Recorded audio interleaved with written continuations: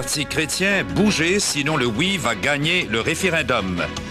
Hausse fulgurante du taux d'escompte, les banques n'ont pas le choix que de suivre. Ottawa intervient, les tarifs de base de Bell n'augmenteront pas.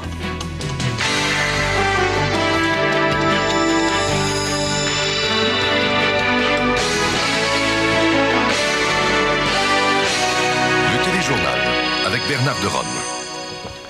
Bonsoir, mesdames et messieurs. Les Autochtones du pays n'ont pas mâché leurs mots aujourd'hui en prenant position dans le débat référendaire. D'abord, Ovid mercredi, le chef des Premières Nations a prévenu Jean Chrétien que s'il n'offre rien d'autre que le statu quo aux Québécois, il fera gagner le oui lors du référendum. Et ce n'est pas tout.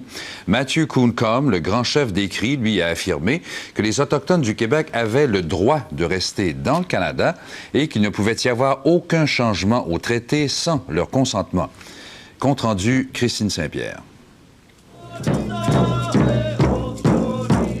Les chefs des Premières Nations de tout le pays, réunis à Québec pour discuter de la question nationale, ont unanimement demandé à Ottawa d'assumer son rôle de protection des Autochtones. Mais Ovid mercredi est allé encore plus loin. Il a condamné l'attitude d'Ottawa et la stratégie référendaire des fédéralistes. Le premier ministre sait très bien, dit-il, que le statu quo est inacceptable. The Prime Minister of Canada knows very well that the status quo is not acceptable to the people in this province. Ovid mercredi demande la réouverture des discussions constitutionnelles et prévient Jean Chrétien que sa stratégie risque de conduire à une victoire du oui. Il doit, dit-il, trouver autre chose. And that the Prime Minister will be well advised to develop a different strategy. Sur le front québécois, le chef CRI, Matthew Kooncom, s'est livré à une charge à fond de train contre le processus référendaire du gouvernement Parizeau. Nous ne laisserons pas, dit-il, ceux qui nous ont qualifiés dans leur littérature de sauvages et de païens décider de notre avenir. Il ajoute que le projet Parizeau n'est rien de moins qu'un détournement des droits des Autochtones. This law hijacks our constitutional rights. Et c'est une fin de non-recevoir que les chefs autochtones envoient aussi au gouvernement sur son processus de consultation. Il y a, je pense, aucune nation au niveau du Québec et du Labrador qui se reconnaît dans ce processus-là d'abord. Et si un processus doit être mis sur pied, ce sera les nations autochtones qui vont le déterminer elles-mêmes. Le gouvernement du Québec accueille la réaction des Autochtones comme une rebuffade. Les Autochtones rejettent autant la stratégie du gouvernement chrétien que celle du gouvernement Parizeau. Mais leur stratégie à eux est de maintenir la pression sur les deux gouvernements pour faire avancer leurs revendications. Christine Saint-Pierre, à Québec. Ça bouge vite parfois au moment où Québec et Ottawa ne négocient plus sur l'avenir du Collège de Saint-Jean.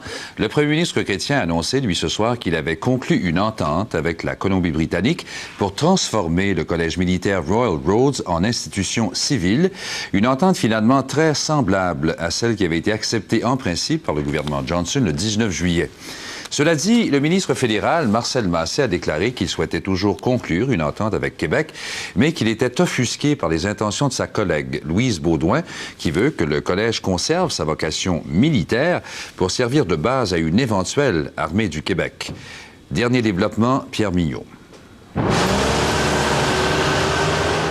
Décidément, à Saint-Jean-sur-Richelieu, on commence à se demander ce qui se passe dans le dossier du collège militaire. Je pense que là, ils conduisent comme des enfants. C'est des chicanes, c'est... C'est réellement une chicane de clocher entre deux parties, tout simplement. C'est réellement pas, je veux dire, ils pensent pas réellement pas à la population. Aujourd'hui, il y en a au moins un qui a pensé à la population. Jean Chrétien a servi au PQ l'avertissement qui suit. S'ils veulent réouvrir le dossier, que voulez-vous, c'est les gens de Saint-Jean qui paieront le prix. Réouvrir le dossier, ça veut dire utiliser des mots comme Armée du Québec. Aujourd'hui, Louise Beaudoin a récidivé. Dans notre programme, il est bien indiqué que s'il y a un oui au référendum, si la souveraineté du Québec se réalise, qu'il y aura une armée québécoise. Mais oui, mais c'est ça. C'est ça. C'est pour ça que Marcel Massé a rompu les négociations. Bon, moi, ce que j'ai indiqué hier à Mme Beaudoin, c'est que on va arrêter de jouer au fou. Moi, je suis le plombier. Oui, je sais, vous êtes le plombier. Le plombier, c'est le bras droit de Louise Beaudoin. Aujourd'hui, il était à Saint-Jean-sur-Richelieu pour tenter de colmater la fuite. On était arrêté pour s'assurer qu'il n'y avait pas eu de contre-indication à Ottawa et qu'effectivement, nos vis-à-vis ne seraient pas ici. On ne va pas partir trop vite. Vite comme ça va, on sait au moins une chose. Marcel Massé est toujours fâché. Je suis en contact avec son bureau en train d'obtenir des éclaircissements, justement, sur quoi de façon viscérale et basée sa réaction. L'avenir, aussi loin qu'on peut lire, c'est pas de négociation tant que Louise Baudouin ne changera pas de vocabulaire. Aujourd'hui, le maire s'est fait messager. Qu'est-ce que cette référence à l'armée québécoise fait dans un cadre où c'est clairement indiqué démilitarisation? Pendant que se poursuit la valse hésitation entre Québec et Ottawa, une chose est certaine. Le temps passe et il commence à se faire tard. Plusieurs professeurs n'ont plus qu'une semaine pour décider s'ils restent ici ou s'ils partent pour Kingston. Et à moins qu'on entreprenne sous peu de recruter des étudiants pour l'automne, le collège militaire risque bien de ne plus avoir d'avenir. Pierre Mignot, à Saint-Jean-sur-Richelieu. Dans quelques instants au point, y a-t-il encore un avenir pour le Collège militaire de Saint-Jean? Louise Baudouin réagit aux mises en demeure d'Ottawa. Et la Tchétchénie, une petite république qui ose affronter le géant russe. Les entrepreneurs en construction sont doublement touchés par la hausse du loyer de l'argent. Ils voient leur clientèle fuir. Le groupe Prével a construit l'an dernier 125 maisons et seulement 90 cette année. Mais les frais de financement des projets, eux, ne cessent d'augmenter. On a vécu depuis le mois d'avril. Ça représente environ 25 000 $ de plus de dépenses d'intérêt par mois, par million de dollars d'investissement. Chose certaine, la flambée des taux d'intérêt ne va pas stimuler la reprise dans cette industrie. Je pense qu'il ne faudra pas compter sur la construction pour opérer la reprise. Pas de quoi être optimiste dans ce secteur.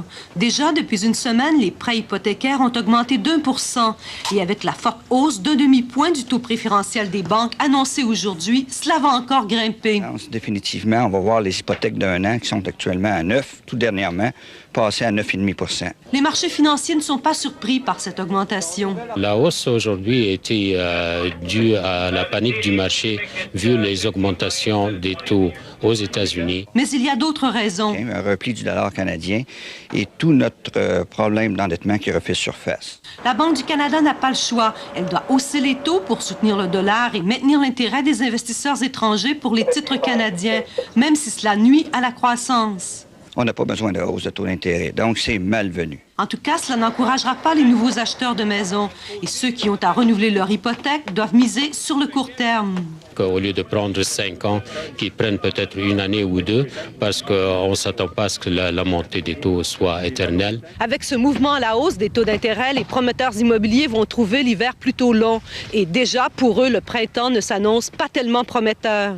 Daniel Levasseur, à Pierrefonds. Parlant de hausse, il y en a certaines qui ne se font pas. C'est du reste un geste très, très rare qu'a posé Ottawa en ramenant le CRTC à l'ordre aujourd'hui. Ce qui se passe, c'est qu'Ottawa annule l'augmentation de 2 $ par mois pour le service de base consenti à Bell Canada et à la plupart des compagnies de téléphone provinciales. L'augmentation devait entrer en vigueur en janvier. Les précisions de Guy Gendron. Rarement décision du CRTC aura-t-elle soulevé un tollé semblable. Encore aujourd'hui, tous les grands journaux au pays publiaient cette annonce, invitant les Canadiens à écrire au premier ministre Chrétien pour dire non à l'augmentation du service local de téléphone devant entrer en vigueur dans 3 semaines.